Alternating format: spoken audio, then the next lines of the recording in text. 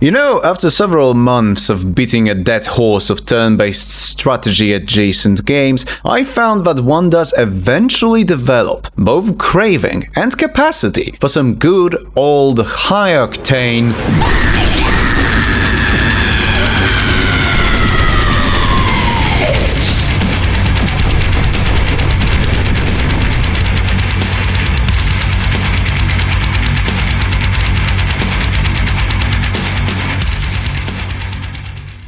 DUSK is a boomer shooter, that is to say an old-school inspired FPS, not a fringe weirdo targeting nursing homes. The main man behind the game is David Szymański, responsible for most of its design, assets and development. And kudos to him, cause I'm pretty sure if not for him, the entire niche of retro shooters would have probably withered the fuck away. Speaking of Szymański as a sneering language purist that can at best barely speak 3 languages, this is how you pronounce that surname. Szymański, not Szymański. Got that? Good. I mean, I don't know the guy, but the surname alone clearly tracks the lineage down to a certain accursed land in the middle of Central Europe. Knowing Americans, I wouldn't be surprised if he himself wasn't even aware of that particular quirk. Which is fine. I'm just an insufferable pedantic prick. Iron Lung is a short game by David Szymański of DUSK and DreadX and... So kurwa? DUSK was published by New Blood Interactive, and this is where I'll stop, lest I summon Dave Oshry and initiate the meme of this world isn't ready for. This game had been covered to death, so why the fuck did I pick it up? I mean, if rationale from the intro isn't an answer enough, a Heroes 3 review wasn't just late. It was so late that by the time I finished, there was no fucking way for me to make the review I planned for Halloween originally. Fuck, I might not pull it off with this one either. The bottom line is, I don't know if I'll say something original or not, but I'll try. The premise of DUSK is plain and simple. You are the DUSK dude, and you love urban exploring too much for your own good. As a result, you end up looking for treasure in a complete middle-of-nowhere shithole, get bonked on the head, and wake up on meathood in some dingy basement, having unwittingly stumbled upon the operations of a demented, sinister cult pursuing the ultimate power. The infinite use pass to say the N-word. Yeah, I thought so. Honestly, there isn't much to the premise. You start the game and immediately are thrust into action where 3 chainsaw-wielding Sawyer family fans rush you at supersonic speeds. Literally everything I just told you was gathered through cultural osmosis of watching better content creators over the years. I didn't even do my own research for once, because I'm a hack. DUSK's visuals seem to try to emulate this very specific, early 3D polygonal look. Except, the color palette isn't 90% shades of brown, just 40, and with actually less polygons. And without per-vertex animations. You know what, forget I said anything. I must say, I am at a disadvantage when talking about the visuals of DUSK. How so? Well, I've known this game for years now. I don't have the benefit of remembering my first reaction to its art style. Sure, I can tell you right now that the art style is clean, silhouettes of the enemies distinct, with a lot of them further enhanced by a visual effect that can be spotted from a mile away. I could say that a lot of the time this simplicity is used to its fullest and beyond in building game's atmosphere, but how much of it is tainted by familiarity? I wish I remembered what was my first response to things I saw on screen is my point. Cause yeah, now I can tell you the visuals are clean and readable. But that's because I have something like 70 hours in this game under my belt, maybe more. Which might not be much compared to some titles, but it's enough for me to question my own judgment. Philosophical wanking aside, I do need to point out few things real quick about visuals. First of all, the looks of the title are heavily customizable. You could add all the visual pizzazz you want, all the bloom, all the stuff that shows you missed the point completely, or you could entertain Count von Count for a solid evening or two. I am going to count them! Personally, all I do is make sure bloom is off, not to say it's on by default, but rather that I never remember, and turn off the pixelization. The environments and level design are star of visuals. I just wanted to signal this right now, because I will return to the topic later. Let's move into the meat of the game's presentation. Holy shit, the audio! I'm pretty sure that DUSK's music, done by Andrew Halsholt, is considered up there with classic FPS soundtracks by this point. For a good reason too, because I haven't felt the music amplifying violence this well since Quake 2.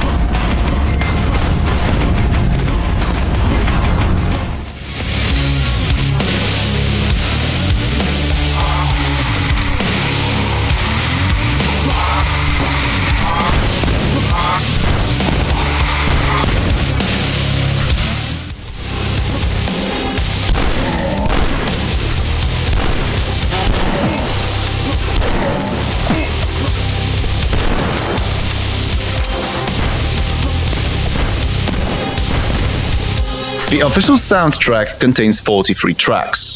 40. Fucking free. And not all of it is industrially charged groove metal goodness, believe it or not. Halsholt shows that he can do perfectly well, or better, with more ambient, more atmospheric side of things as well.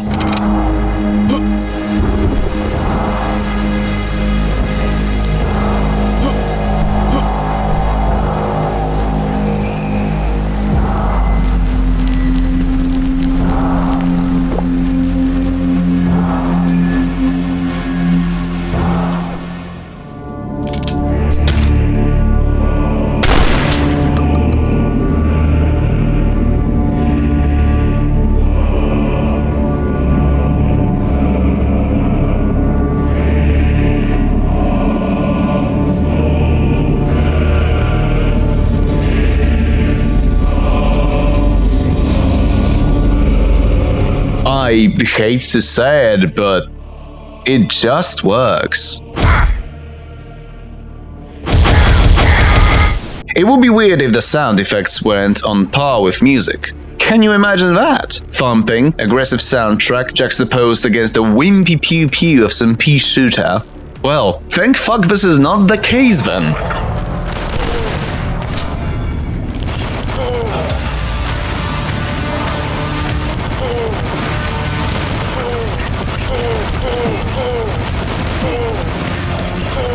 Guns hit like a sledgehammer. And gameplay-wise too. The rest of the sounds are really good as well. There's a reason this game basically put Halsholt in a spotlight. Sure, he had done some interesting work before, like remaking the Quake 2 soundtrack.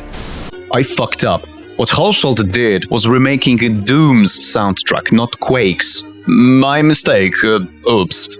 Sound design is on point. Each enemy has a distinct callout, giving one a chance to identify, acknowledge, and react to threats. Like in the old classics, you can actually also hear idle enemies, which sometimes is used in...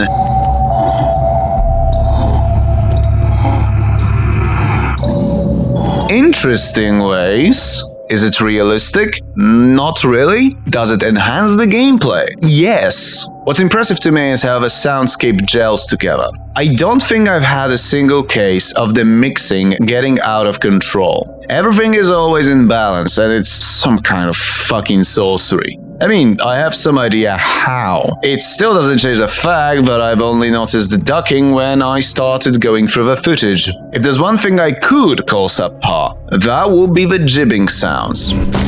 I mean, the jibbing visual is just fucking great, fittingly over the top. But in all three playthroughs, I've encountered only a single audio-related glitch, and a bizarre one at that.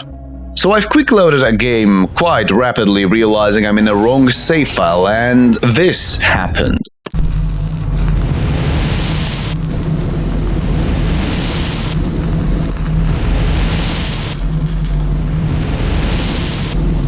A little unpleasant, but nothing another reload wouldn't fix.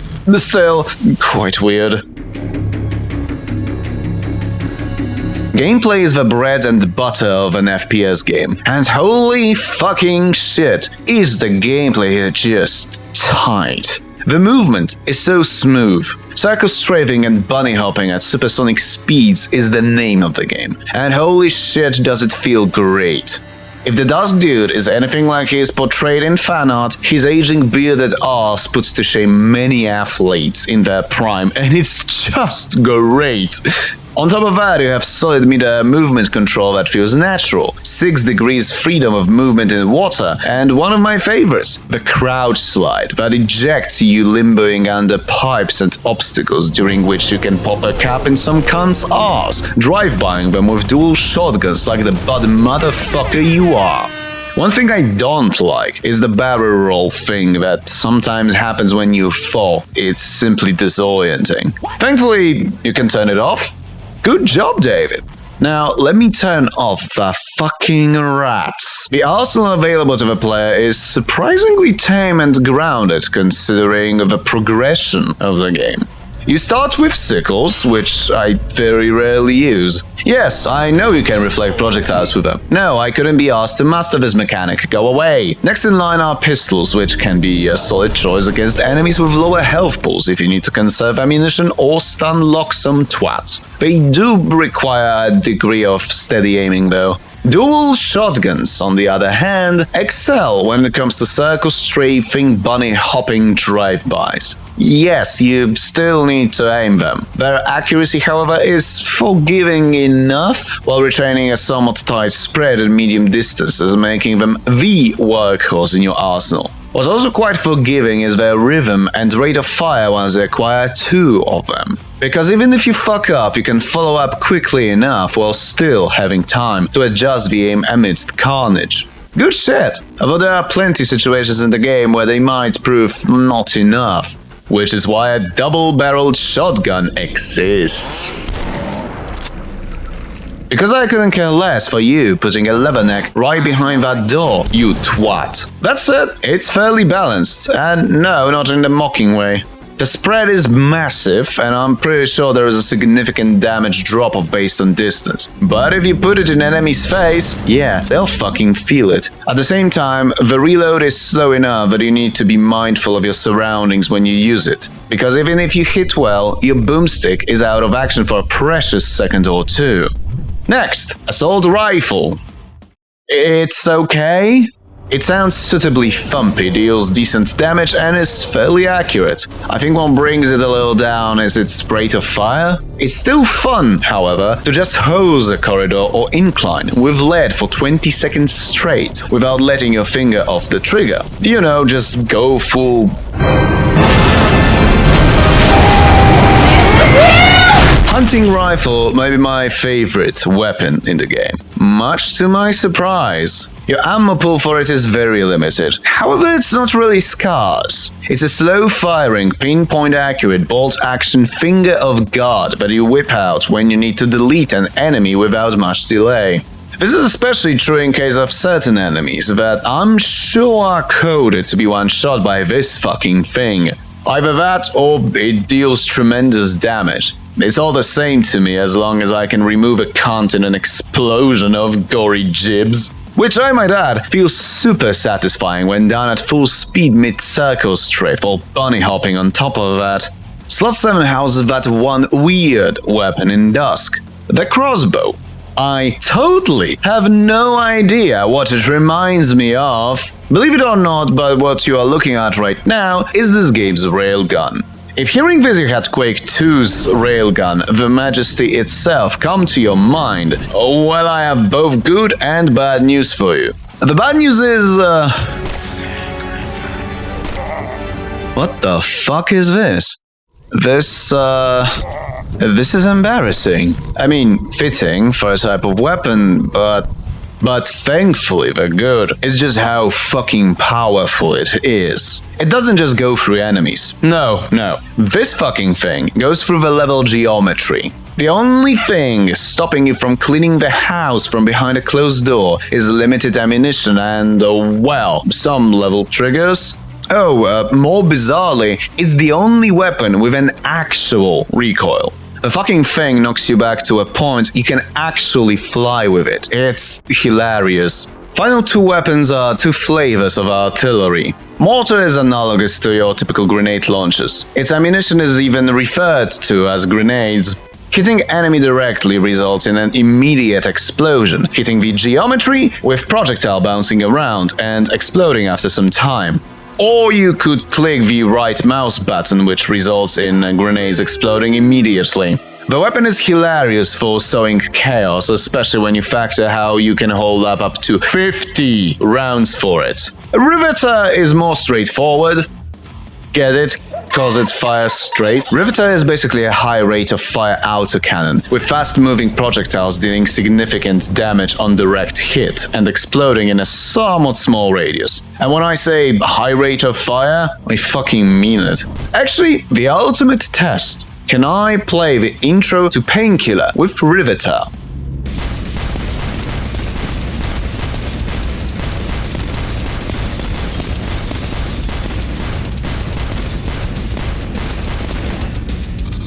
Not fucking really. So yeah, the arsenal, it's functional. It's also fucking impactful and hits the sweet spot between balance and fun.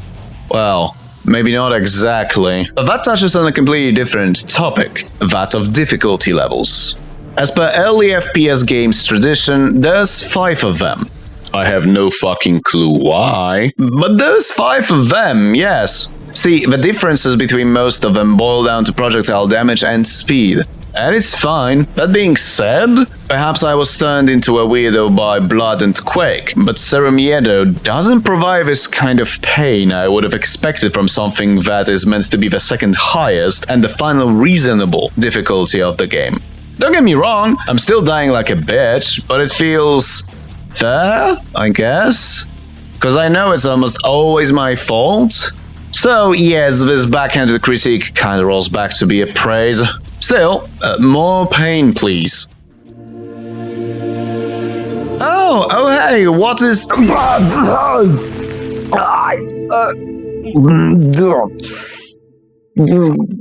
guess I asked for this. Okay, so in Serumiedo, the projectiles are faster and deal roughly double damage, right? On DUSK, if it touches your little toe, you're fucking dead. What? 200 morale and 200 health? Lol. Lamau? Yeah, the difficulties are a little weird. I'm not competent in these games at all, yet the second highest difficulty is a pleasant, laid-back challenge to me. Anything below bores the tits out of me. But one above leaves my anus ravaged by the flames of war and razor wire. That said, I did finish the game on DUSK. Took exactly 380 deaths over all 3 chapters, but I still powered through it. It was fun in the end, not so much at the start. I'm pretty sure I had my nose bleed from sheer rage around the Intoxicator fight. I suppose the game's finally fair towards its enemies this way. My bottom line is, I guess, if you have any kind of experience with older shooters, don't bother with anything below Serumiedo. I'm not gonna go through the enemies one by one. It's a great roster, and there are some particularly memorable encounters in the game. I will highlight few of them, however. Welders can be somewhat tanky and are capable of targeting your ass from a mile away with their rapid-fire ranged attack that can be difficult to dodge in confined spaces. They have, however, massive silhouettes and die to a single hunting rifle hit. What's even better, their corpses explode roughly a second after being killed, which can be used to help with crowd control. Grand Wizards are a bigger, meaner version of their cousin-fucking KKK brethren. They boast hefty health pools and a nasty homing projectile attack. Preferred medicine to hunter rifle shots. Or stun-locking them. Or just rivet them a mile. Wait a minute. What happens when Grand Wizard dies and goes to hell? What if he becomes a fucking revenant? What if Plutonia is our fucking fault. Are we the baddies? Rats can go eat on Hitler's monobollock. Holy shit, I hate those little fuckwits. Not because they deal a lot of damage, they don't, but because I'm pretty sure their collision component is wonky as fuck. Now, stop to think for a moment and ask yourself, how fucking infuriating are they on Duskmare? I've beaten Ratacombs on Duskmare! What the fuck do you know about pain? Speaking of pain, you know what causes me pain? Some of the reviews. Most specifically, the topic of soap.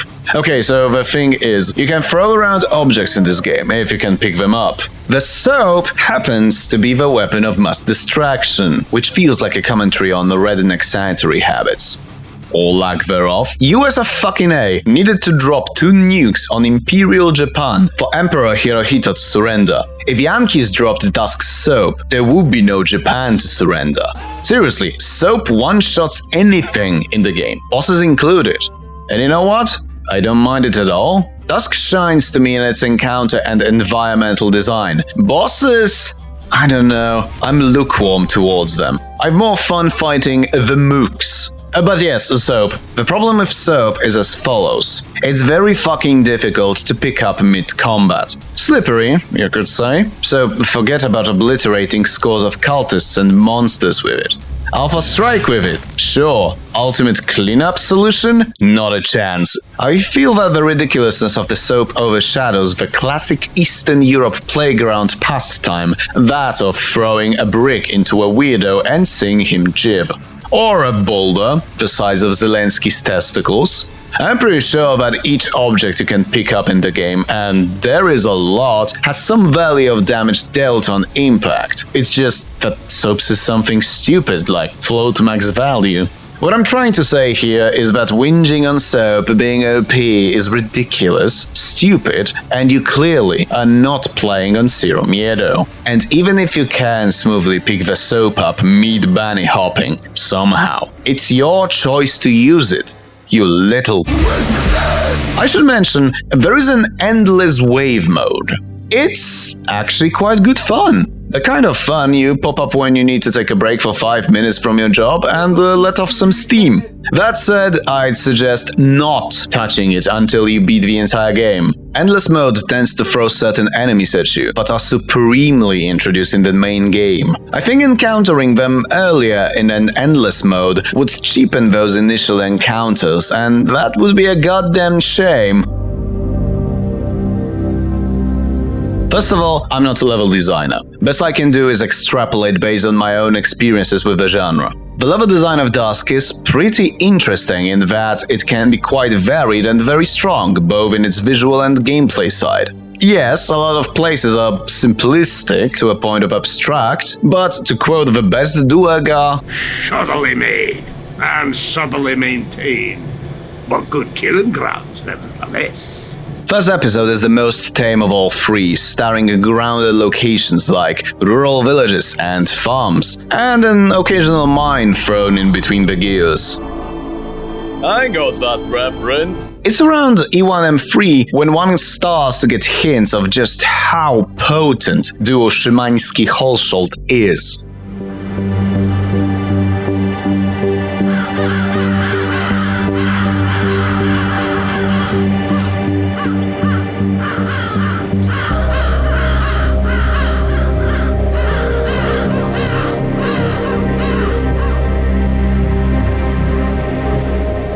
Yes, the visual side could be called crude overall and simplistic, but the atmosphere in some of those levels, even early ones, is superb. The deeper we delve, however, the more the rug is being pulled from under us. Second episode starts in an extremely industrial environment, and chances are you're gonna say, "Oh wow, it's the Quake 2 episode." Then roll your eyes, bemused. And then slowly, the reality starts to break down into bizarre, off, unsettling. But you don't really notice that at first, even when overtly horror elements are being introduced. Often to a great effect, might I add. No, it hits around the middle of episode 2, the fucking Escher Labs. And oh boy, does this level earn its fucking name. The farther you go, the more demented environments get, the more warped the reality. Open the door to trek through a pitch-black void right underneath a roof? Weird infrastructure claiming to be the Skylabs suspended kilometers above ground? Seriously, this is some good shit. And pretty damn well paced too. I won't be talking much about episode 3, and I'll try showing as little of it as possible.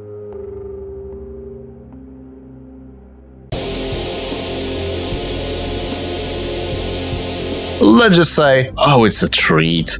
I'll only say that it assumes players' mastery over movement mechanics, especially if you hunt for secrets. Levels in Dusk excel at dynamics, weaving atmospheric segments with brutal combat, so it's never too much of one or the other. Do you know what I didn't expect, however? I didn't expect how many things could be achieved in this retro shooter by stacking boxes. Or barrels. Seriously, exploring is a joy, which leads to a topic of secrets, which I'm on the fence with, actually. Secrets in this game are genuinely uneven. Well, yes, the classics are accounted for. Secrets behind misaligned textures, or mismatched geometry, or cracks in the wall. At the same time, there's been plenty a situation I asked out loud, how the fuck does that count as a secret? Weirder still, there are also secrets that I'm pretty sure require sacrificing a newborn to Eldritch horrors in order to find them. The difficulties of finding secrets is just all over the place. That said, I understand why that's the case. If all secrets were equally difficult to find, they could easily become a chore and lose its appeal. The way it is right now, player is encouraged to explore, pulled in by the incentive of those easier secrets and making the more arcane ones exciting and satisfying to finally crack. As I mentioned, I'm genuinely conflicted about this observation. One criticism I have with level design overall would be that if you have any issues related to claustrophobia, this game might get uncomfortable at times. I'm not claustrophobic myself, but going through tight, pitch-black areas with naught but a tiny beam of flashlight feels oddly wrong to my senses. I don't know how to describe it, but it's not pleasant. Thank fuck those levels are varied enough, and those segments aren't usually too long or common. Dusk is fucking great. The movement feels great. Combat encounters and mechanics are well designed, antagonistic, yet balanced enough to make this game a possible introduction into the genre for someone. The audio? Nice. Whatever flaws are out there are easily outweighed by the sheer competence of gameplay design. And most importantly, one can see this as a game made to be fun. And it delivers in spades, at least in my opinion. You know, I wanted to include a rant regarding this being a Unity engine game and misunderstandings surrounding that engine, but frankly, this script is already too long and I just can't be asked. So I'll just say this is one of the foremost examples of how made with Unity doesn't necessarily mean being a dumpster fire. Either way, have a spooky Halloween and may the big titty golf GFs be with you. I need to take a break. Maybe go on a vacation. Yeah, that sounds nice. Thank you for watching this review of Dusk. Once again, I have finished video at a ludicrous hour, 5 AM in this case, and this is why I sound the way I do. Shout out to the glorious, generous patrons supporting my Patreon. Glenn Uno, Guiderino, Łukasz Barański, Mefcio, Piotr, and Wade Wilson. Now, if you'll excuse me, I'm going to go on a vacation. One way or another, thanks for watching once again, and have a good day.